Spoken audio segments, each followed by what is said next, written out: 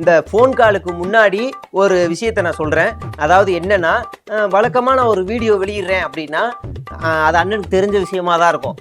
பொதுவாக cinema review, ரீசெண்டாக ஒரு நடிகர் வந்து ஒல்லியாயிட்டாரு, அவருக்கு என்ன ஆச்சுங்கிற இதெல்லாம் என்னோட சொந்த கற்பனையாக இருந்தாலும், அரசியல் சார்ந்த ஏதாவது ஒரு வீடியோ போடுறேன் அப்படின்னா அது அண்ணனோட ஊந்துதல், அதாவது அவர் சொல்லாமல் அதில் இருக்காதுங்கிறது கட்சியில் இருக்க எல்லாருக்கும் தெரியும், நிச்சயமாக தெரியும். மற்ற கட்சி நபர் சார் இல்லாதவங்களுக்கு தெரியலையா, ஆனால் கட்சியில் இருக்க எல்லாருக்கும் தெரியும். அப்படி இருக்கு அப்படின்னா நான் ஒன்று போடுறேன் அப்படின்னா கண்டிப்பாக அண்ணனுக்கு தெரியும். அது மட்டும் இல்லாமல் இதெல்லாம் வழக்கமாக நடக்கிறதா எங்களுக்குள்ள ஒரு டீலிங் தான். யாரெல்லாம் எங்களை வந்து பணம் மிரட்டுறாங்களோ அவங்களுக்காக ஒரு வீடியோவை நான் போடுற மாதிரி போடுவேன்.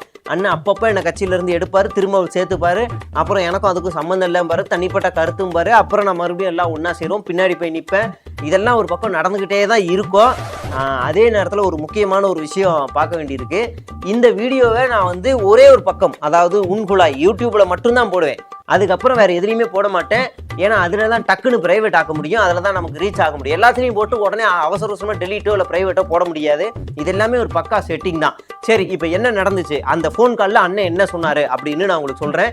அதுக்கு முன்னாடி ஒரு பிஜிஎம். நீதி வழங்கும் போது அண்ணன், தம்பி, சொந்தம், பந்தம், பணக்கார, ஏழை